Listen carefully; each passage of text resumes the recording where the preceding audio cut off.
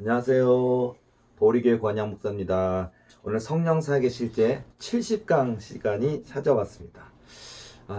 날마다 주님 안에서 승리하는, 또 하나님 뜻대로 쓰임받는, 또 하나님 말씀대로 순종하는 저와 여러분이 되시기를 예수님 이름으로 축복합니다. 저는 매주일 이렇게 성령사역의 실제, 우리가 강의도 하고 있지만 성령사역의 실제를 저는 늘 하고 있잖아요. 보면은 뭐 꿈의 속도 하고 있고요. 또 은사상담도 하고 있고요. 또 하나님이 주신 어떤 은사들이 임했는데 이 은사를 어떻게 훈련시켜야 되는지, 또 그런 부분에 대한 되게 물어볼 때도 없고, 또 조언해 주시는 분도 없고, 또 목사님들께, 섬기는 교회 목사님께 여쭤볼 상황도 아니고, 여쭤봐도 이상한 사람 취급받고, 뭐 이런 것들이 가장 힘들어 하시는 것 같더라고요. 방언 체험이라는 게 이상한 게 아닌데, 또 거룩한 꿈을 꾸는 게 이상한 게 아닌데, 오히려 꿈을 꾸는 사람은 이상한 사람인 것처럼, 또는 영적 체험하는 게 이상한 게 아닌데 영적 체험하는 사람을 이상한 사람 취급해버리는, 참 이 한국 교회의 풍토가 그만큼 목사님들의 마인드가 준비가 안 되어 있는 경우가 참 많이 있는 게 안타까운 것 같아요. 신학대학, 신학대학원에서 지식만 배웠지 신학적인 학문에 대한 소양은 배웠는지 몰라도 영적 체험은 거의 무지하지 않을까라는 생각이 많이 들어요. 안타까운 이야기인데요. 좀 신학대학도 바뀌어야 될 것 같아요. 신학대학에서 뽑는 교수님들도 박사학위 갖고 있다고 뽑을 게 아니라 그분이 정말 기도하는 분인지, 또 말씀이 채워져 있는 분인지, 또 하나님의 음성을 들을 수 있는 귀가 열려 있는 분인지, 이런 것들도 하나의 그 채용 조건에 좀 포함되면 얼마나 좋을까, 이런 생각을 해보는데요. 그만큼 그런 경험이 없는, 지식만 가지고 박사학위만 갖고 교수하시는 분들에게 이렇게 수업을 듣고 그렇게 4년 6년 훈련받고 목회 현장에 나오면은요, 많은 목회자들이 하는 얘기가 있어요. 뭐냐면 처음부터 다시 시작한다는 거. 맞아요. 목회 현장 개척교회 1년차 전도사가 돼서 나왔으면 그동안 신학대학에서 공부했던 거 아무짝에도 쓸모가 없다, 뭐 이 정도 얘기예요. 뭐 좀 그렇다고 해서 공부가 필요 없다 그런 얘기는 아니에요. 오해는 마시고요. 그런데 신학적인 소양도 중요합니다. 그런데 역사적인, 정치 문화적인, 그 여러 가지 학문적인 기초는 있어야죠. 그래야 우리가 이단이나 사입이나 이런 데 빠지지 않고 분별할 수 있으니까 공부는 해야 되는데, 자, 그런데 학문적인 것은 갖추었는데 목회 현장에 나갔을 때는 처음부터 다시 시작해야 되는, 얼마나 많은지 몰라요. 어쨌든 제가 이렇게 성령 사역의 실제를 날마다 하고 있고, 저는 날마다 영적 전쟁을 치르고 있습니다. 그리고 그 가운데 정말 귀신이 떠나가는 역사가 있고, 정말 귀신 들림으로 고통받는 분들이 얼마나 많은지 몰라요. 너무 많아요. 그래서 이게 겪어보지 않은 사람이 이해할 수 없거든요. 갑자기 어느 순간부터 하나님의 음성인 것처럼 찾아오는 사단의 음성 있어요. 그리고 처음에는 내 딸아, 내 아들아 라고 부드러운 음성이에요. 따뜻한 음성이에요. 그러면은 내 믿음 연약한데도 주님이 내게 찾아와 주셨구나. 그리고서는 주님 제가 여기 있습니다 라고 받아들입니다. 그런데 문제는 조금 지나가면서 이게 하나님 음성이 아니구나, 성령님이 아니라는 걸 느끼기 시작해요. 그러면서 이제 거기서부터 이제 점점 이제 그 사단 마귀는 나를 집요하게 파고들면서 나를 지배하기 시작합니다. 그리고서는 뭐 너무 많아요. 뭐 경우의 수가 너무 많습니다. 말도 안 되는 행동을 시키게도 하고요. 예를 들어서 예배를 드려야 되는데, 예를 들어서 너는 거룩한 자야, 귀한 자야. 그러니까 너는 예배 때 너는 함께 가서 예배 드리지 말고 예배가 다 끝나고 나면 너 혼자 빈 예배당에 가서 홀로 예배를 드리렴. 뭐 이래요. 그럼 야, 그게 맞을까요? 부름받은 공동체 여러 분들 어울려서 함께 주님이 이 자리에 임재하시고 그 가운데 예배 드리는 그 기쁨이 있고, 그게 어떤 신학적 가치예요. 그리고 예배의 의미가 거기 들어있거든요. 그런데 그건데도 불구하고 나는 선별된 자, 구별된 자, 그러니까 나는 다른 수준 낮은 사람들하고 같이 예배 안 드리고, 나는 예배 다 끝나고 가면 너는 저녁 몇 시에 가서 너 혼자 예배 드리라, 이런 경우도 있어요. 처음에 그게 성령 음성인 줄 알아요. 그리고 시킵니다. 그리고서는 이제 방언을 준다고, 성령 방언이니까 열심히 하나님께 영광 돌리는 기도를 해라 하고서 기도를 시작하는데, 이제 마귀 방언을 하는 거죠. 성령 방언이 아닙니다. 그러면요, 항상 이렇게 왜 이렇게 쇠를 깎는 듯한 소리가 날까? 또는 시장통에서 왜 이렇게 욕쟁이 할머니가 싸운 듯한, 언쟁하는 듯한 말이 날까? 혹시 이게 나한테 센 방언을 주셔서 마귀를 내쫓을 수 있는 그런 방언, 귀신 내쫓는 방언 이런 거 주신 건 아닐까? 통변이 안 돼 있으니까, 분별이 안 되니까 그냥 센 방언이라고 생각하고 열심히 하는 거예요. 근데 알고 보면은 그 예를 들어서 통변을 제가 몇 번 들어봐요. 그러면 항상 이래요. 그러니까 하나님께 영광 돌리겠습니다가 아니라 하나님께 영광 돌릴까? 하고 이래요. 완전 번역을 해보면 하나님께 영광 돌릴까? 하나님이 과연 받으실 걸? 이렇게 받으실까? 하고서 뒤에가 올라가요. 올라가면서 이렇게 하면 좀 의문형, 과연 하나님이 받으실까? 뭐 이런 식이에요. 그런 것도 많고요. 그뿐 아니라 뭐 아예 대놓고 마귀를 찬양하라, 마귀를 찬양하라 방언도 있고요. 자, 이렇게 뭐 그러다가 보면 그게 왜 이렇게 기도를 하면 내 마음에 기쁨이 있어야 되는데 불안해지기 시작해요. 그러니까 하나님께 기도가 힘있게 솟구치며 쫙, 우리가 기도 화살이라 그러잖아요. 쫙 화살을 갖다 당겨가지고 쫙 하고 하나님의 권능의 보좌에 기도가 올라가야 되는데 안 올라가져요. 흩어지는 느낌이 들어요. 그리고 내 영이 흐려지고 내 영이 혼탁해지는 느낌이 들어요. 막 이런 면서 이제 점점 이제 귀신에 들어가기 시작하고, 그 다음에 뭐 몇 번 무슨 전철역 출구에 가서 1시간 동안 서 있어라. 왜요? 그러면 순종 훈련이란다. 하나님 말씀이라면 목숨이라도 드려야 되는데 뭐 전철 몇 번 출구해서 1시간 추위에 떨며 서 있는 게 뭐 문제일까 하고, 그렇게 해서 인생에 아무짝에 쓸모가 없는, 하나님이 시킨 적도 없는 것을 하나님 음성인 것처럼 시켜서 점점 그 영혼을 뺏어가요. 피폐하게 만들어요. 그리고 그것을 깨달았을 때쯤에는 이미 군대 마귀시 1000마리, 2000마리, 3000마리 군대 마귀가 들어와서 헤어나오지 못하는 경우가 굉장히 많이 있습니다.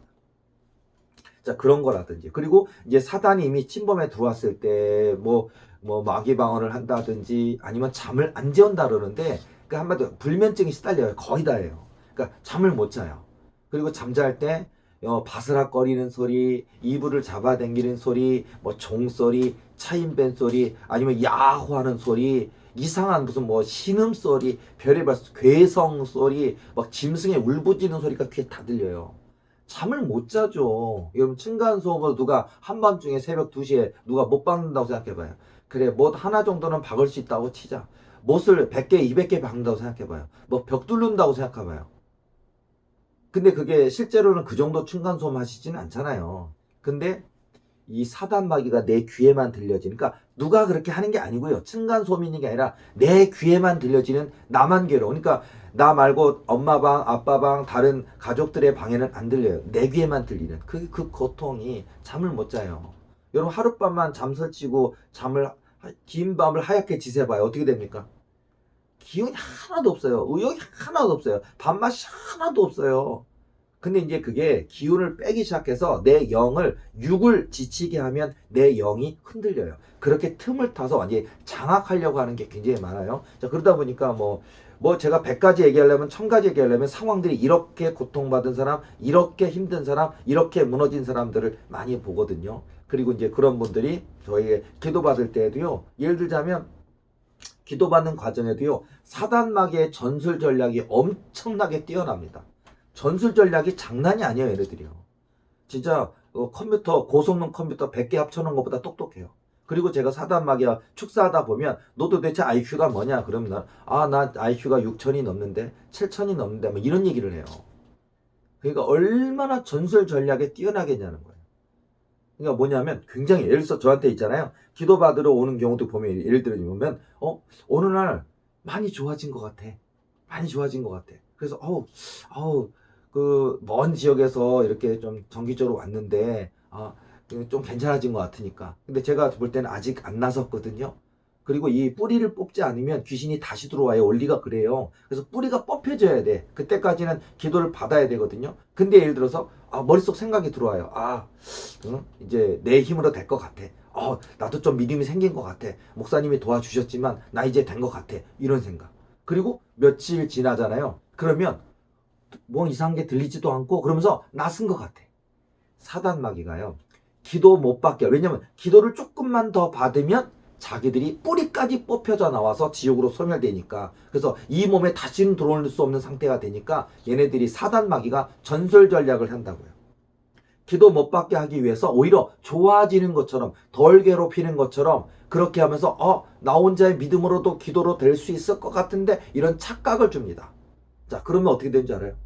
그렇게 일주일 괜찮고 2주일 괜찮고 3주일 괜찮고 하다가 한 달쯤 되면요, 몽땅 다시 들어와서 그동안 뭐 한 달 기도 받고 2달 기도도 받았던 그 모든 수고로움들 허사가 되게 만들고 다시 원상태 돼 있어요.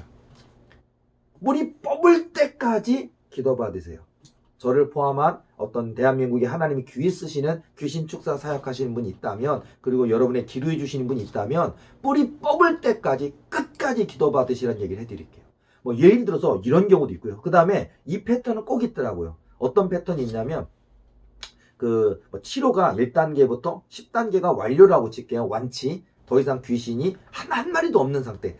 깨끗이 치유받는 자 10단계라고 그러면요, 한 이제 9단계라고 칠게요. 거의 직전이, 완치 직전까지 오잖아요. 그럼 어떤 일이 벌어지느냐. 완치 직전에서 이 사단 마귀가요, 그러니까 그동안 기도를 많이 받아서, 예를 들어서 제가 항상 느끼는 케이스예요. 보통 5,000마리, 6,000마리 군대 마귀 이렇게 싸우다 보면요, 제가 한번 기도 안수 기도할 때마다 300마리, 500마리가 소멸되거나 타거나 도망가나 사라져요. 세력이 약화됩니다. 그래서요, 예전처럼 막 못 자게 하거나 아니면 막 환청에 시달리거나 아니면 귀에다 막 힘들게 막 죽어라 막 자살해 너는 끝났다 이런 얘기가 점점 안 들리고, 들린다 해도 희미하게 되면서 진짜 낫는구나, 진짜 좋아지는구나, 이제 이기겠구나, 요런 관계로 와요. 그 다음 9단계 거의 직전까지 오잖아요. 그럼 여기서 항상 거의 99.99% 뭐가 있는 줄 알아요? 처음에 저를 만나기 전, 찾기 전 상태인 것처럼 총 공세를 해서 그 공포감과 두려움에 사로잡히는 그러니까 많이 좋아졌는데, 그리고 거의 완치 직전에 왔는데 왜 갑자기 이렇게 처음 내 그 가장 극도의 고통받던 그 시간으로 돌아가는 것 같은 생각이 들면서 막 두려워 떨어요. 그러니까 뭐냐면, 나 이 사단 못 쫓아내는 거 아니야? 이제는 이 사단이 나를 사로잡아서 내 영혼도 뺏기거나 지옥 가는 거 아니야? 그 두려움과 공포를 꽉 사로잡아요. 이게 마지막 단계에 다 있어요, 이게. 그래서 제가 기도를 해드리거나 이렇게 할 때 보면 2단계가 꼭 있으니까, 본인이든 가족이 같이 왔으면 가족에게도 2단계가 왔을 때 그때를 더 기도하고 더 인내하고 뚫고 나가야 됩니다는 얘기를 미리 해드리거든요. 그리고 2, 3단계, 4단계, 5단계도 이 얘기를 몇 번 더 해드리거든요. 그런데 그렇게 들었는데도, 당부를 들었는데도 이 9단계 거의 완치 직전까지 오면 이 상황에 딱 보면 거기서 다 쓰러지더라고요. 얘기를 해줬는데도. 물론 그걸 들었기 때문에 사단마귀 이제 나가려고 마지막 격동을 하는구나. 한번 우리가 뭐 깽판 한다 그러잖아요. 그잖아요. 그런 식으로 해요. 마지막에 아주 그냥 안 나가려고 끝까지 어떤 방법 써도 안간힘을 써서 버티려고, 실망하게 하고 낙심하게 하려고 하는 관계가 있어요. 그걸 갖다가 그냥 더 하나님께 맡기고, 또 기도받는 분이 있으면 더 기도하면서 그 마지막 한 마리까지, 그 군대마귀 이름표 달고 있는 군대마귀 대장까지 싹 뽑아내버리면 끝나는데, 마지막 그 하나에서 주저앉아버려요. 근데 이해는 가는 거 뭐냐면, 그 본인 당사자가 느끼는 공포와 두려움이 상상 초월이에요. 우리 이렇게 생각하시면 돼요. 뭐냐면은, 이 땅에 우리가 인생의 고통을 겪는 분들이 보면요, 우리가 볼 땐 이보다 100배나 힘든 사람도 있는데 저 사람은 저것 때문에 왜 이렇게 힘들까? 그러잖아요. 근데 그 당사자는 그게 가장 큰 고통이에요. 여러분, 어떤 분은 교통사고가 나서 안타깝게 이렇게 정말 수술 중에 절단할 수밖에 없는, 그래서 다리 하나를 잃을 수밖에 없는 그런 경우 있잖아요. 이런 사고는 굉장히 큰 사고고 큰 수술이고, 정말 그 이후에도, 수술 이후에도 그것을 극복해가는 어떤 과정의 마음의 고통이 상상할 수 없잖아요. 그러니까 우리가 그런 아픔을 겪을 때 얼마나 고통이 클까라고 하는데요. 자, 제가 상담하다 보면 어떤 분은 어떤 이유 때문에 자살한다고 그러지 알아요? 쌍꺼풀 수술 실패했다고 자살을 시도한대요. 얼마 들었냐니까 300만 원 들어서 쌍꺼풀 수술을 했는데, 한 개는 잘 됐는데 한 개는 망했는데, 그것 때문에 내 얼굴이 끝장났다는 거야. 근데 내가 보니까 쌍꺼풀 수술이 하나가 실패해서 실랄같이만 있고 선명하게 안 나왔어요. 그리고 하나는 너무 예쁘게 나왔어. 근데 쌍꺼풀이 있든지 없든지 미인이더라고요. 있든지 없든지 어디 뭐 TV에 연예인 나오는 것처럼 얼굴이 예쁜 사람이에요. 그리고 쌍꺼풀 수술 실패한지도 모르겠어요. 근데 본인은 하나는 선명하게 나왔는데 하나는 희미하게 나왔다고. 그래서 그거를 재수술해달라고 병원에 가서 얘기를 했는데 그 그러니까 외과 의사가 안 된다고.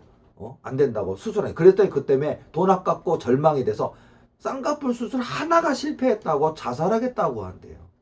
저한테 와서 한 얘기예요, 실제로. 그래서 내가 아니 쌍꺼풀 수술 때문에 실패한 것 때문에 그렇게 낙심해서 그렇게 자살하면 되겠습니까라고 권면하는데 이분한테는 이 고통이 이 세상 그 어떤 고통받는 사람 관심 없고 내 고통이 세상에서 제일 큰 고통이더라고요.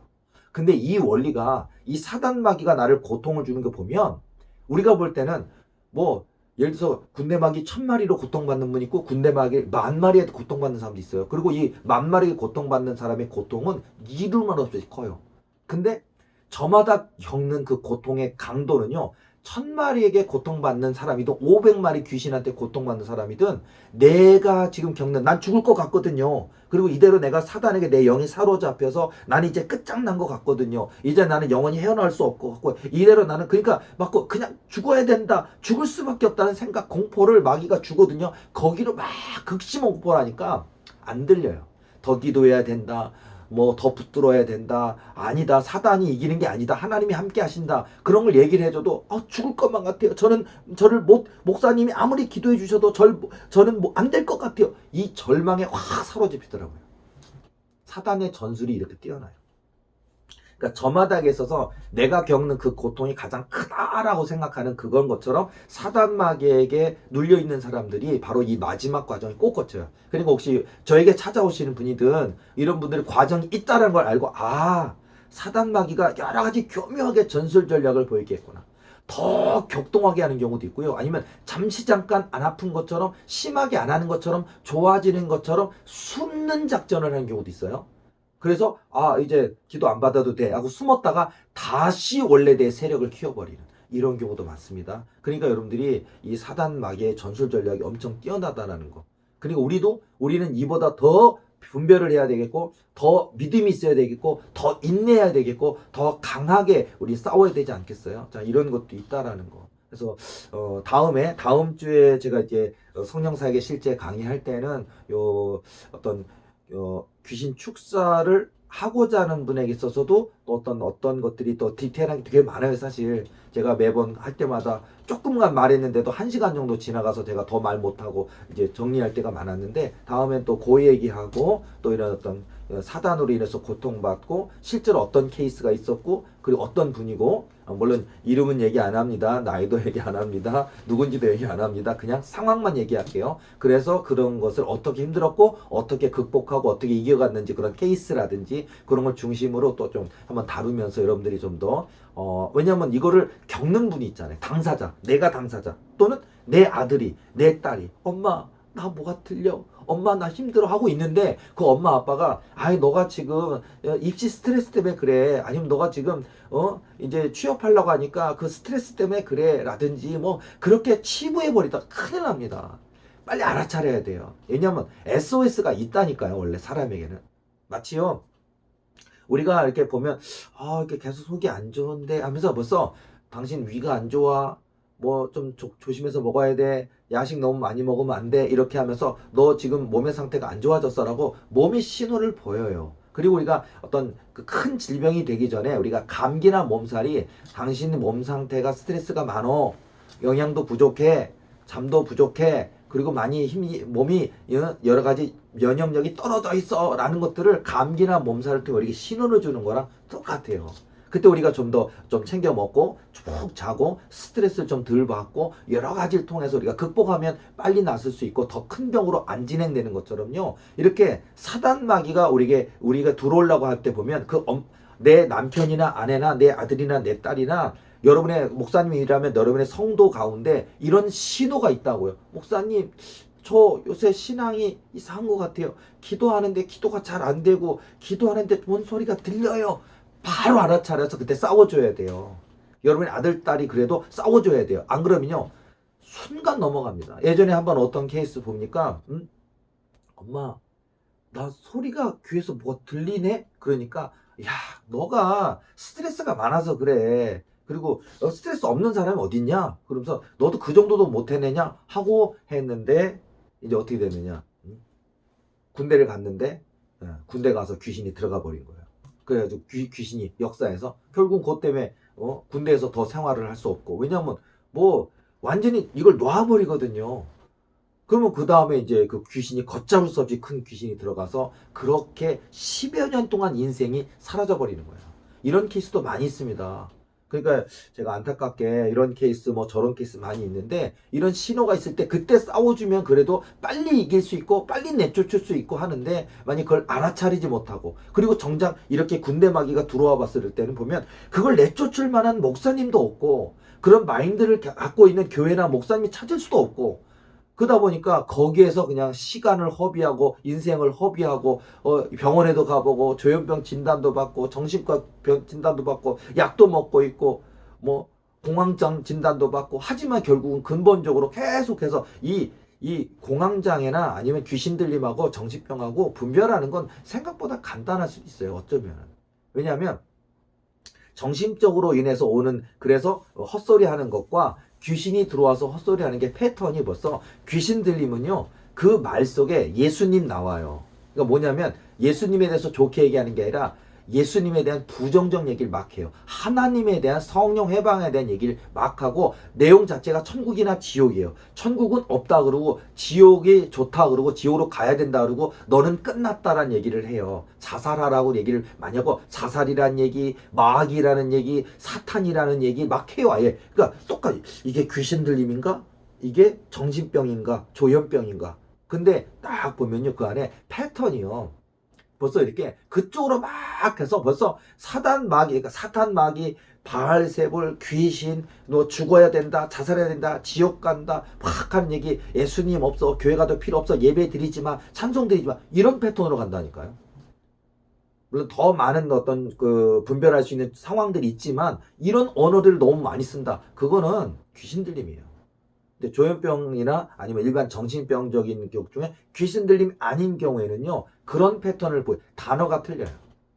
그게 뭐냐면은 기억이 굉장히 쇠퇴하는 것 같은 느낌들. 그러면서 어떤 정신 분열에 해당되는 게 나타나는 게 있어요. 근데 그건 귀신 들림이 아닌데 이제 그런 정신과적인 진단을 받는 그러니까 충격, 트라우마로 인해서 말을 잃어버린다든지 아니면 기억이 쇠퇴해진다든지 부분 기억을 상실한다든지 그리고서는 한 가지 얘기만 반복을 하는 거예요. 계속. 왜냐면 거기 꽂혔거든요. 거기. 근데 요런 경우는 좀 다른 거예요. 그러다가 이제 이게 그러면 완전히 분리된 겁니까? 아니요. 정신병으로 시작했는데 귀신 들림으로 넘어가요. 그러니까 이게 넘어가는 게 문제라고요. 그러니까 귀신 들림이 아니라 조현병이고 아니면 정신과적인 문제인데 진짜 공황장애인데 이 공황장애가 사단으로 인한 공황장애로 또 바뀌어요. 그래서 어떻게 보면 나중에 가면 다 혼재돼 있다고요. 다 있다고요. 그래서 보통 중증 조현병 하면 중증 귀신 들림으로 가는 경우가 굉장히 많이 있다라는 거예요. 자, 어쨌든 자 귀신 축사에 대한 얘기를 조금만 얘기한다면서도 벌써 서론을 이만큼 남겼네요. 그만큼 지금 이 일로 고통당하는 분이 너무 많다 보니까 그리고 제가 공교롭게도 제가 이 성령사역의 실제를 매주 이렇게 하는 보면 제가 모든 상담의 90% 이상이 귀신 들림에 대한 진단 또 귀신 축사 대면하면서 귀신 축사 상담 또 귀신 들림인지 또 어떤 상태인지 진단해주는 그런 전화 상담 이런 쪽으로 거의 90% 이상 사용을 하다 보니까 정말 이 귀신 들림으로 고통받는 분들이 너무나 많구나. 그러니까 어디 가서 물어볼 때도 많지가 않고요. 또 그렇게 정말 인격적이고 영성적인 은사를 갖고 있는 분들이 많지를 않아요. 그리고 예를 들어서 귀신 축사를 하고 있다고는 하는데 은사는 요만큼인데 초등학교 1학년인데 은사가 이만큼인 것처럼 과대 포장해서 교인들 돈만 뜯어내는 목사들 엄청 많습니다. 제가 예를 들어서요. 1분 기도해주고 한 번 기도받는데 도대체 헌금은 얼마냐 그러니까 30만 원씩 낸대. 귀신 못 쫓아내요. 군대 마귀가 들어있고 그러면요. 최소 1시간 이상씩 기도를 하면서 지속적으로 기도를 해야 되거든요. 근데 그런 은사도 없을 뿐만 아니라 요만큼 있는 은사를 가지고 나 이런 은사 갖고 있는 사람 나밖에 없다. 그리고서는 계속해서 그냥 농담으로 농담 반 진담 반으로 그런 어떤 귀신 축사한다고 하면서 그냥 이 사람 돈 장사하는 사람들이 너무 많아요. 하루에 10명도 넘게 기도해줘요. 1분 기도해주는데 30만 원인데 하루에 10명이면 얼마입니까? 이런 목사들 엄청 많아요. 그리고선 뭐 주일 같은 경우는 줄이 20m, 30m 줄 서 있어요. 1분 기도 받는데. 그리고 거기 갔다 온 사람이 저한테 얘기하는 거예요. 그래서 아니 거기 왜 갔어요? 그러니까 아니 그분 교회도 커요. 유명하신 분이에요. 줄 서 있어요. 교인들이. 그리고 외부 교인들이 와서 줄 서 있고 거기서 낫겠다고 그 교회 근처에 집 얻어가지고 뭐 석 달 동안 기도받겠다고 하고 뭐 목사가 말을 하면서 무슨 뭐 무당처럼요. 정성이 부족해. 이래서 하나님이 역사하시겠어? 3천만 원 헌금해야지 뭐 이런데요. 그리고 했대 진짜. 근데 거기 석 달 다녔는데 조금 더 쫓아내지도 못하고 들어있는 귀신이 뭔지도 모른대요. 그냥 기도 조금 은사가 있긴 있는 것 같은데 그걸 가지고 뻥튀기를 해서 그렇게 하는 거예요. 자 여러분 귀신 축사 사역을 하는데 건물을 큰 걸 갖고 있다. 자 과연 그분이 진짜 은사자일까요? 진짜 능력 있을까요? 건물 크기 가지고 사람들은 판단하더라고요. 고한영 목사는 건물 없어요. 작은 교회입니다. 저한테 오는 분들이 가장 깜짝 놀라는 게 그렇게 놀라운 은사를 가지셨는데 어떻게 이렇게 교회가 작습니까? 어떻게 이렇게 내 건물도 아닌 작은 교회 하고 있으십니까? 놀래요. 그리고 두 번째 놀라는 거 뭔지 아십니까? 건물이 작고 정말 작은 교회 하는 게 너무 그게 놀랬는데 정작 석 달 동안 6개월 동안 10년 동안 이 귀신 들림을 해결하려고 그렇게 씨름하고 찾아다니고 대한민국 전국을 쫓아다니면서 기도받았는데 안 됐는데 저한테 와서 제가 안수할 때 귀신이 드러남으로 인해서 그 귀신이 몇 마리가 들어있는지 어떤 귀신인지 그리고 제가 기도할 때 벌벌벌벌 떨면서 자기 속 안에 들었던 더러운 귀신이 두려워 떠는 모습을 보고 깜짝 놀래요. 그래서 저한테 죄송하다 그래요. 이제 와서 죄송하다. 왜요? 그랬더니 진작 오고 싶었는데 교회가 너무 작아서 큰 교회 위주로 돌아다녔대요. 그때마다 제가 좀 속상합니다.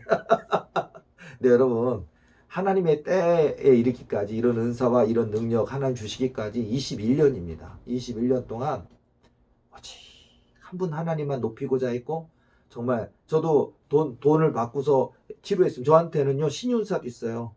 저 기도하면 불치병이 치료됩니다. 저한테 1억 원을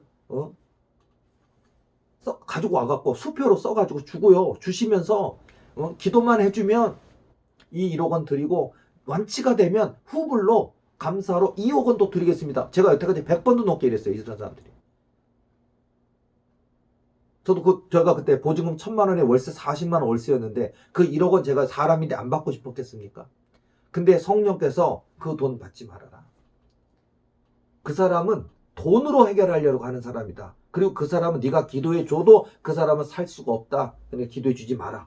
그리고 그 사람은 안 나서도 좋으니까 목사님 신윤사 있는 걸 알고 있으니까 나 좀 기도해 달라고 그러는데 하나님이 내가 하지 말라 그래서 거절하니까 돈 1억 원 안 나서도 기도만 안수만 5분만 해주면 내가 1억 준다니까 안 된다 그러니까 희한한 사람이래 제가. 저는 세상 사람들이 볼 때 희한한 목사입니다. 돈 안 받는 희한한 목사. 그리고 지금까지 오직 한 분 하나님만 섬기고자 무릎 꿇고 기도하고 21년 동안 기도하니까 하나님이 저에게 대한민국에 존재하는 어떤 악질적인 악한 군대막이라도 수백만 마리짜리 군대막이라도 다 제어할 수 있고 다 쫓아낼 수 있고 다 지옥으로 소멸시킬 수 있는 권능을 주셨어요. 그러니까 하나님이 보신다라는 거예요. 하나님이 그 사람의 믿음됨. 여러분 은사 추구하시는 분 있습니까? 그러면 여러분도 빨리 이런 은사가 나타나야지. 이 귀신 내쫓는 은사가 신유 은사가 나타나고 예언 은사가 나타나면 목사님 경우에는 내가 섬기는 교회가 막 엄청 부흥할 거고. 부흥은 하나님이 하시는 거고요. 하나님이 여러분의 믿음과 인격과 영성이 그릇이 되었을 때 하나님이 부어주신다는 거 절대 잊지 않으셨으면 좋겠습니다. 어쨌든 여담이 또 길었네요. 그래서 어쨌든 이렇게 우리 교회 현장에서는 날마다 귀신 들린 사람이 있고요, 영적으로 눌린 사람이 있고요, 또 여러 가지 성령 체험을 하고 있으나 이 성령 체험의 의미가 무엇인지 몰라서 방황하는 분도 많이 있고요. 그래서 여러분들이 목회자이십니까, 리더이십니까, 사명자이십니까, 영분별도 해드려야 될 것 같고 또 이렇게 적절한 제시도 할 수 있는 그런 준비된 정말 알아야 면장한다 그러는데 좀 알아야 되지 않겠습니까?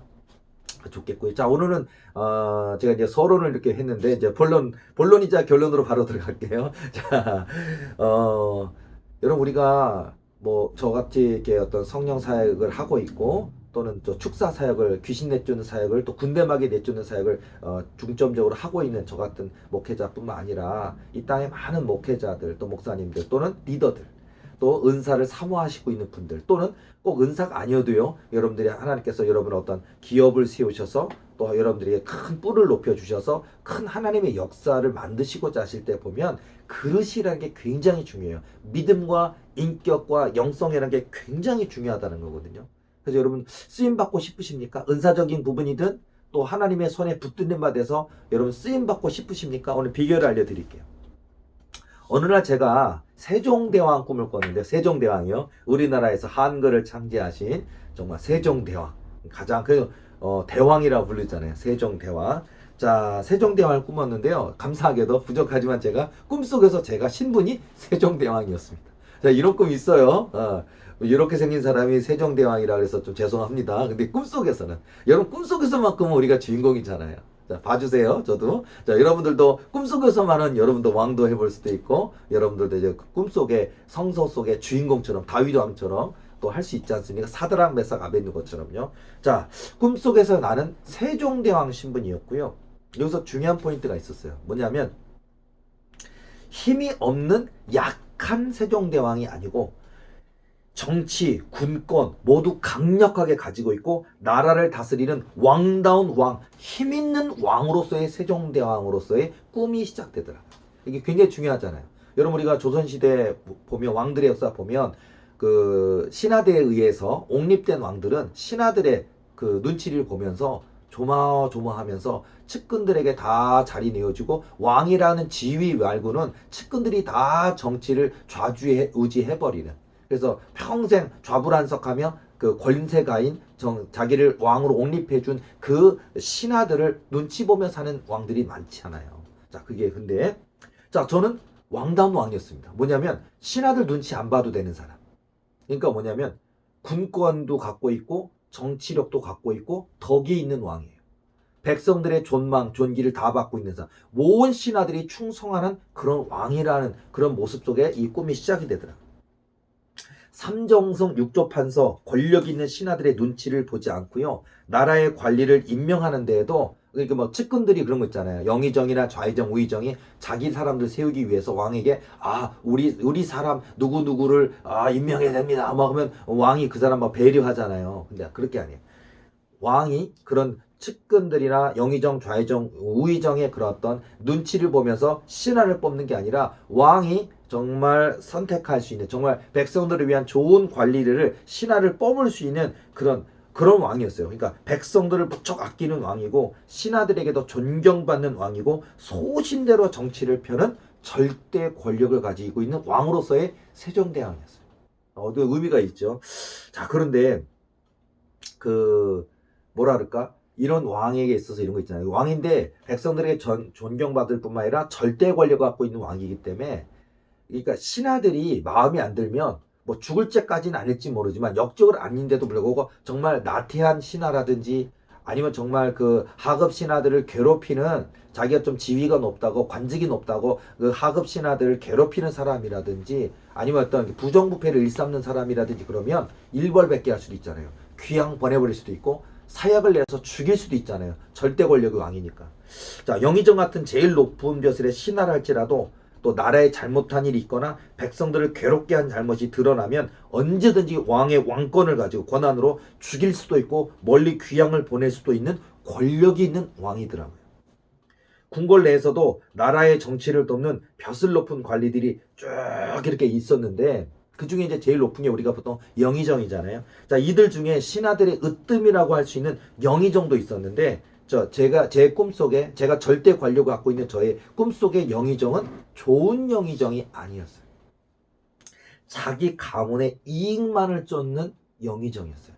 왕의 신하인지는 모르지만, 그러니까 제가 절대 권력을 갖고 있는데도 불구하고 내 밑에 있는 신하, 우리가 볼 때는 저런 영의정을 왜 영의정으로 두고 왜 저런 영의정을 밑에 거느리고 있을까? 그냥 귀양 보내버리거나 아니면 그 관직을 삭탈해버리거나 정말 좋은 왕을, 좋은 영의정을 세우면 되지 않을까 싶은데 저는 그런 영의정을 옆에 두고 있더라고요. 자, 그리고 나라가 어렵든 이런 영의정의 스타일은 뭐냐? 이런 신하들의 스타일은요. 나라가 어렵든 나라의 정치적으로 어려운 문제가 생기든 자기 희생 없어요. 아랑곳하지 않고 자기 가문의 이익과 실리만 따지고 자기 자신에게 손해가 난다면 나라의 정치에 대해서 왕을 위해서 백성을 위해서 찬성하는 게 아니라 좋은 일 하는 게 아니라 100번 1000번 옳은 일인데도 불구하고 시시콜콜 반대를 하는 사람이 영의정이더라고. 참 재밌는 꿈도 재밌는 나는 절대 권력을 갖고 있는 왕이기 때문에 세종대왕이기 때문에 이런 신하들을 옆에 둘 필요도 없고 쫓아내버릴 수도 있고 죽일 수도 있고 귀양 보낼 수도 있는데 오히려 이렇게 자기 권력만 탐내고 이 나라를 위해 좋은 일인데도 불구하고 자기 가문에 자기 이익에 손해가 난다고 생각하면 절대 천번 반대하는 뭐 이 나라에 정치하는 사람들과 똑같은 것 같아요. 자, 그런데 이런 신하들, 이런 영의정이 있었고요. 자, 그게 우리가 상식적인 생각이고 평상시에 저도 마찬가지예요. 꿈이지만 내가 만일 저가 뭐 왕 이런 거 아니더라도 제가 만일 어떤 뭐 사장님이고 회장님이고 제가 어떤 기업을 갖고 있다 그러면 누구 뽑겠습니까? 성실한 사람. 또 항상 인간관계 속에서 항상 상대방을 인정해주고 존중해주고 배려해줄 수 있는 사람, 이런 사람 쓰겠죠. 이런 영의정 같은 사람이나 아니면 자기 이익을 위해서 이렇게 자기 권리만 내세우는 사람은 제가 안 뽑겠죠. 하물며 제가 절대 권력을 갖고 있는 왕이라면 내쫓아 버릴 건데요. 자, 신하들 눈치 안 봐도 되고 그런 백성들 안중에도 없는 자기 가문과 이익만 추구하는 아무짝에 쓸데없는 영의정 같은 신하들, 이런 무사한 일에 빠진 게으른 신하들을 당장에 내쫓아 버리거나 그가 누리던 권리를 남김없이 빼앗을 수도 있었거든요. 꿈속에서. 근데 안 뺐더라고요. 잘못한 일이 있으면 본보기로 귀양을 보낼 수도 있고, 꿈속에서 세종대왕인 나는 그 영의정과 자기 앞가림에만 관심 있는 신하들을 하나도 내쫓지 않고 가만히 옆에 두고 일할 수 있는 기회를 주고 있는 거였어요. 참 신기하죠. 자, 여러분, 이게 하나님이 이 꿈을 통해서 저에게 깨닫게 하시는 내용이 오늘 이 땅에 많은 목회자들, 또 사명자들, 영적 리더들, 또 심지어 섬기시는 모든 장로님, 권사님, 집사님, 모든 성도들에게까지 정말 하나님이 찾고자 하는 사람은 누굴까? 하나님이 진짜 쓰시고자 하는 진짜 영적인 세종대왕처럼 하나님이 쓰시는 사람은 무엇일까? 이런 믿음과 이런 인격, 이런 영성을 가지면 하나님이 정말 저 진짜 세종대왕처럼 그 뿔을 높여주실 것인데 그 비결을 알려주시는 거였어요. 자, 여러분들도 저에게 이렇게 제가 은사특강 강의하다 보면 많은 분들이 그런 거 있잖아요. 인내해야 된다 그러는데 인내하지 못하는 분들 많고요. 뭐 나 같으면 한 방 탕 부딪혀서 그냥 들이받아 버린다는 성격 가진 분도 있고 하는데 정말 참는다는 게 쉬운 게 아니고 인내한다는 게 쉬운 게 아니에요. 그리고 내 뜻에 맞지 않는 사람들을 다 적으로 돌리고 내쫓아 버릴 수도 있는데 그들을 품어 안는다는 게 쉬운 게 아니거든요. 그리고 교회 안에도 교만한 사람이 있어요. 이기적인 사람이 있어요. 그러니까 목사님이 나만 사랑해야 돼, 이런 사람도 있어요. 다른 사람 살아가면 시기 질투하는 교회들도 있거든요. 자, 그런 걸 하나님 비유로 보여주시는 것 같아요. 어쨌든 저는 이렇게 그 영의정이나 자기 가문의 이익만 쫓는 영의정이나 그 영의정과 부합된 그런 자기 무사한 일만 추구하고 일은 하지 않으면서 남이 열심히 해놓은 일을 자기 것으로 이렇게 내가 한 것이냐 빼앗는 신하들 있잖아요. 이런 관리들을 딱 화낼 만도 하고, 근데 화를 내질 않고요. 저런 못된 것 하며 다시는 내 옆에 두지 않고 멀리 귀양 보내버리거나 쫓아버릴 수도 있는데 그렇지도 않더라고요. 예를 들어서 여러분, 저도 영분별 은사가 있고 또 사람의 마음을 읽혀줘요. 그러다 보면 그게 사실 저도 처음에 굉장히 괴로웠어요. 이게. 그러니까 사람과 가까이, 저 사람의 속내를 다 알고 있는데 저 사람들 가까이 하고 싶지 않더라고요. 더러운 인간, 쓰레기 같은 인간, 이중인격 이렇게 하고 싫어했어요. 저도. 근데 이게 많은 영분별 은사나 또 사람의 마음을 들여다볼 수 있는 은사를 가지게 된 사람들이 고통스러워하면서 인간관계에서 실패하는 이유가 아직 마음을 절제하지 못하니까 그런 게 많이 있거든요. 근데 어쨌든 여러분의 상대방의 마음을 들여다본다는 게 정말 놀라운 하나님의 은혜고 은사인 것은 맞지만 이게 컨트롤하지 못한다면 굉장히 견딜 수 없는 고통에 해당될 수 있고요. 이게 이런 거 있잖아요. 은사인가 형벌인가. 여러분 진짜 은사인가 형벌인가. 여러분, 신유은사가 복인가 화인가? 여러분, 신유은사가 복 맞죠. 하나님이 주신 귀한 은사죠. 근데 그 신유은사로 기도해주면 상담의 고통과 아픔과 질병이 내게로 다 오거든. 그 짊어져야 돼. 하나님께서 해결하시지만 그 내 몸으로 해서 내가 얼마나 아픈지 고통스러운지 이루 말할 수 없거든요. 그래서 우리가 은사도 그래요. 이게 복인가 화인가, 하나님이 주시는 축복인가 아니면 이게 재앙인가. 그렇죠. 자, 어쨌든 그런데 이제 제가 이제 그런 무사 안일의 자기 가문의 이익만 쫓는 영의정이나 그런 신하들에게도요, 그래도 저를 내 옆에 두지 않고 내쫓아버리는 게 아니라 내 옆에 두고 그들이 할 수 있는 일을, 그들이 교만한데도 자기 자신의 이익만 쫓아가는데도 불구하고 그들에게 저는 관직을 맡기고 그 맡겨진 일을 수행하도록 맡기더라고요. 꿈속에서. 다 그들의 속내를 다 알면서도 불구하고. 자, 이러고 있는데, 그리고선 제가 꿈속에서 제가 이 세종대왕이니까 왕자에 앉아서 일을 치리하는 거예요. 저들의 속마음을 다 알고 있는데도 저런 못된 것, 저런 나쁜 놈 하고서는 그 지위를 뺏거나 그러지 않고 그냥 가만히 들여다보고, 그러나 그들이 할 수 있는 일을 계속 맡겨주는 세종대왕의 역할을 하고 있더라고요. 자, 그렇게 제가 그 세종대왕 그 왕의 자리에 앉아서 이렇게 딱 하면서 업무를 보고 있는데, 꿈이죠. 꿈속에서의 그 하나님 음성이 제게, 앉아있는 제게 음성이 들리는 거예요. 들리는 그 거룩한 음성이 들리는데, 들리자마자 곧 그 음성이 여호와 하나님이 내게 하시는 거룩한 하나님의 음성인 게 깨달아지면서 딱 들리더라고요. 그리고 이렇게 말씀하시는 거예요. 욕심 많은 백성들은 그러니까 백성들은 안중에도 없고 그들은 자기 가문의 이익만 쫓는 그런 영의정이라도 내 옆에 두고 쓸 수 있어야 진짜 세종대왕이 되는 것이란다. 이렇게 얘기하죠. 야, 여러분 목회자이십니까? 여러분의 마음에 안 드는 교인들 다 쫓아내시면 안 돼요. 여러분 옆에 두시고, 교만한 사람도 써먹을 때 있어요. 교만한 사람도 쓰시고, 이기적인 사람도 쓰시고, 믿음이 연약한 사람도 쓰시고, 믿음이 연약한 사람도 기회를 주시고요. 이게 정말 여러분들의 교회가 부흥하는 비결이고 더 큰 목회를 맡겨주기 위한 여러분의 그릇이 된다는 거예요. 자, 계속 교만하게 내도라는 건 아니겠죠. 여러 가지 통로를 통해 깨닫도록, 변화되도록 성령의 사람, 하나님의 사람, 믿음의 사람, 나보다 남을 낫게 여기는 사람으로 변화시키기 위한 기도와 또 꾸준한 계속 교육과 양육은 있어야 되겠죠. 그러나 내 뜻에 맞지 않는다고, 내가 원하는 믿음의 분량이 아니라고 다 내쫓아 버린다. 대표기도 영 형편없다고 다 내쫓아 버리고, 저렇게 예배를 소홀히 여기는 저게 권사야 집사하고 내쫓아 버린다. 여러분들이 너무 대쪽같이 이렇게 판단해버리고 교인들 다 내쫓아버리면 여러분 교회 부흥하지를 않아요. 그리고 더 큰 것을 맡길 수가 없어요. 이런 백성들은 안중에도 없고 이 욕심 많은 자기 가문의 이익만 쫓는 그런 영의정이라도 내 옆에 두고 쓸 수 있어야 진짜 세종대왕이 되는 것이란다 라고 말씀하시고 이렇게 얘기하시더라고요. 교회에는 믿음이 좋은 사람만 있는 것이 아니란다. 믿음이 없는 사람들도 있고 이기적인 사람들도 있고 나만 사랑해달라는 사람들도 있단다. 하나님께 충성하고 하나님의 나라와 의를 구하는 사람만 있지 않고 교회에서 자기 이익을 추구하는 사람들도 많이 있단다. 네가 목사가 되어 그들의 속내를 다 한다고 그들을 멀리하고 싫어하고 꺼려하고 내친다면 그것은 참 목사의 모습이 아니란다. 이러면서요, 하나님은, 그러니까 한마디로 제가 그때 이제 저희 교회에 분란을 일으키는 교인들이 많았거든요.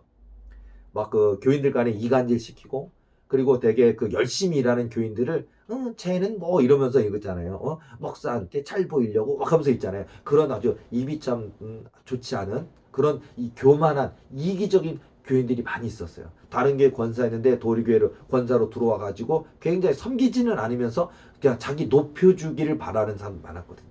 그때 제가 싫었어요. 미웠어요. 그리고 저 사람 와서 교회가 아름다워지는 게 아니라 선량한 다른 교인들이 상처받는 것 때문에 이렇게 마음이 아팠거든요. 그래서 저 사람들 쫓아냈으면 좋겠다 생각을 많이 했는데, 하나님이 이 세종대왕 꿈을 통해서 교회에는 정말 너에게 충성되고 기도 많이 하고 믿음 열심히 있는 사람만 있는 것이 아니란다 라고 얘기하시는 거예요. 믿음이 없는 사람도 있고 이기적인 사람도 있고 나만 사랑해달라는 사람도 있고 하나님께 충성하고 하나님의 나라와 의를 구하는 사람은 있지 않고 교회에서 자기의 이익을 추구하는 사람들도 많이 있단다 말씀하시면서, 네가 목사가 되어 그들의 속내를 다 한다고 그들을 멀리하고 싫어하고 꺼려하고 내친다면 그것은 참 목사의 모습이 아니란다 라고 깨닫게 하시더라고요.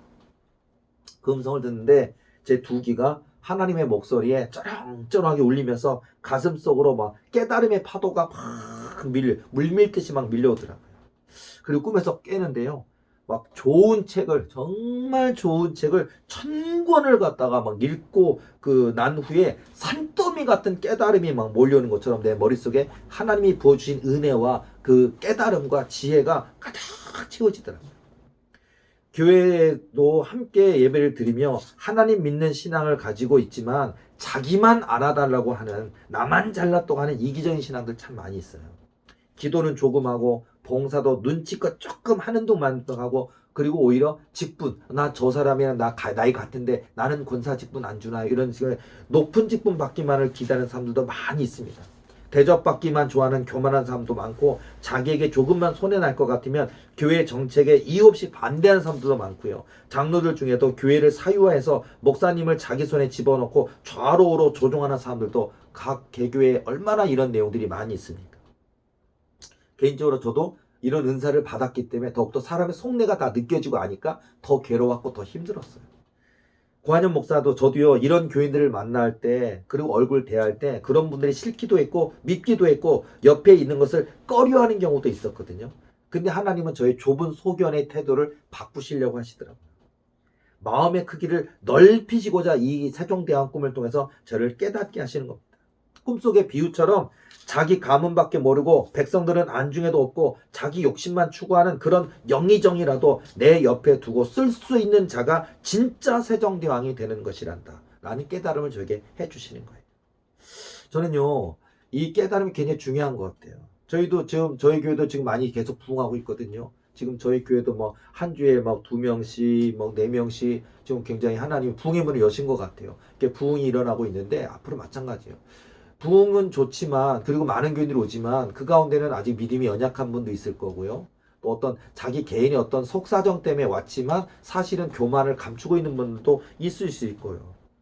그런데 분명 우리 교회가 이렇게 부흥하게 되고 숫자적으로도 많은 여러 가지 그 각 상황 속에 있는 교인들이 들어오게 됐을 때 보면 수많은 다양한 사람들이 물밀듯이 몰려 들어올 것이기 때문에 하나님이 이 꿈을 통해 깨닫게 하시는 것 같아요. 왜냐하면 내 입맛에 맞는 사람, 내게 충성하는 사람만 옆에 두면 하나님이 기뻐하시는 사역을, 큰 사역을 할 수 없다라는 것이에요. 저희 교회도 믿음 없는 사람에게도 기회를 주고, 이기적인 사람에게도 기회를 주고, 시기질투 많은 사람에게도 기회를 주고, 자기 욕심만 채우는 사람에게도 기회를 주고, 교만한 사람에게조차도 모두 동일하게 하나님께 쓰임받을 수 있도록 편견 없는 목회, 차별이 없는 목회, 교인 모두에게 똑같이 기회가 주어지는 그런 교회, 저희 도리교회, 또 모든 사람에게 활짝 열린 하나님을 가장 기쁘시게 드리는 그런 도리교회가 되어야 한다. 이런 것을 제가 이 꿈을 깨면서 막 깨달음이 몰려왔어요. 자, 여러분, 오늘 단순히 관영 목사만의 이야기일까요? 도리교회만의 이야기일까요? 저의 강의를 듣는 분 중에 목회자 계십니까? 똑같이 적용된다고 생각해요. 또 사명자가 계십니까? 권사님, 장로님 계십니까? 여러분이 이끌어가야 될 영적 리더이십니까? 이 진짜 세종대왕이 되려면요, 여러분 부장 선생님이십니까? 교학교 선생님이십니까? 말 안 듣는 선생님들도 있잖아요. 교사도 있고요. 그렇죠? 또 여러분들이 어떤 각 부서의 리더들인데, 여러분 저 말 안 듣는 사람도 있고, 교만한 사람도 있고, 이기적인 사람도 있고, 뒤에서 수군수군 되는 사람도 있고, 열심히 일을 안 하면서 정말 뒤에서 욕만 하는 사람도 있잖아요. 그런데 여러분 미워하지 마시고, 싫어하지 마시고, 아 너는 필요 없어 하지 마시고요, 그들을 다 포용할 수 있는 진짜 세종대왕 같은 사람이 되어야 되지 않을까. 저희 어떤 이 강의를 듣는 모든 분들이 정말 세종대왕처럼 대한민국을 빛내는 왕 같은 그런 멋진 일꾼이고, 하나님 나라 확장에 그런 귀하게 쓰임받는 정말 세종대왕 왕 같은 그런 큰 일꾼들이 되시기를 바랍니다. 그래서 저도 지금 축사 사역을 하고 있고, 또 치유 사역도 하고 있고, 또 꿈의 석 사역도 하고 있고, 그 수많은 이런 사역 가운데에도 정말 이런 하나님이 깨워주신 이런 마음을 가지고, 넓은 마음을 가지고, 또 정말 그들을 그냥 있는 모습 그대로 볼 수 있는, 그리고 부족함이 보일지라도 그걸로 판단이나 정죄하거나 비방하거나 하는 것이 아니라 그들에게 기회를 주고, 또 포용해주고, 또 하나님의 사람으로 변화시킬 수 있을 때까지 기다려줄 수 있는 세종대왕 같은 그런 전 고한영 목사의 마음이 되기를 소망합니다. 오늘 저의 강의를 듣는 모든 분들에게 여러분 이와 같은 진짜 세종대왕관이 됐으니까 하나님이 사용하시는, 하나님이 복 주시는, 하나님이 들어 쓰시는, 하나님이 복을 주실 수밖에 없는 진짜 세종대왕 같은 정말 그런 넓은 마음이 되는 모든 은사자, 사명자, 주의 종들이 되셔서 하나님께 귀한 받게 쓰임 받기를 예수님의 이름으로 축복합니다. 오늘 저의 이 강의가 여러분들에게 도전이 되셨고 영적으로 유익이 되고 도움이 되었다 여겨주시면 구독 그리고 좋아요 부탁합니다. 그리고 따뜻한 댓글 목사님 파이팅입니다. 목사님 재미있는 강의 늘 도전받고 있습니다. 댓글 남겨주시면 제가 또 큰 힘이 되겠습니다. 저는 다음 주에 더욱더 유익하고 재미있는 내용을 가지고 돌아오도록 하겠습니다. 수고하셨습니다.